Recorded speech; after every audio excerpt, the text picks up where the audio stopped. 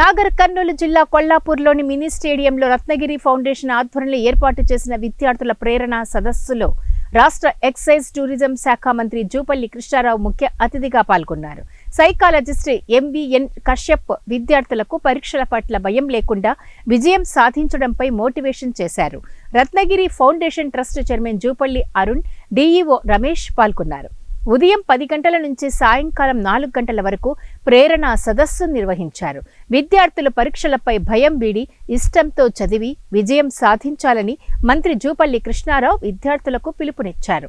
అప్పట్లో చదువుకోవాలంటే దీపాల వెలుగులో చదువుకునే వాళ్లమని, ఇప్పుడు అన్ని సౌకర్యాలు విద్యార్థులకు ప్రభుత్వం కల్పిస్తుందని అన్నారు. తహసీల్దార్ కార్యాలయంలో కళ్యాణ లక్ష్మి షాదీ ముబారక్ చెక్కులను మంత్రి జూపల్లి కృష్ణారావు లబ్ధిదారులకు అందజేశారు. కొల్లాపూర్, కోడేరు, వీపనగండ్ల మండలాల్లోని పలు గ్రామాల లబ్ధిదారులకు కళ్యాణ లక్ష్మి షాదీ ముబారక్ చెక్కులను పంపిణీ చేశారు. దీపం పెట్టుకొని చదివేది, దోమలు కలుస్తా ఉండేది, పురుగులు కొట్టుకుంటూ చదివే పరిస్థితి.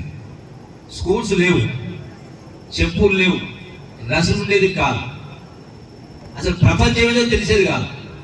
ఈ రోజున మా అమ్మ నాన్నమ్మ వాళ్ళు మాట్లాడే సందర్భంలో మహాభారతం గురించి, రామాయణం గురించి చరిత్ర చెప్తూ అందులో ఆ పురాణాలలో వైకుంఠం అంటే ఏంటి, అరచేతిలో వైకుంఠం అని చెప్పేవాడు. అరచేతిలో వైకుంఠం.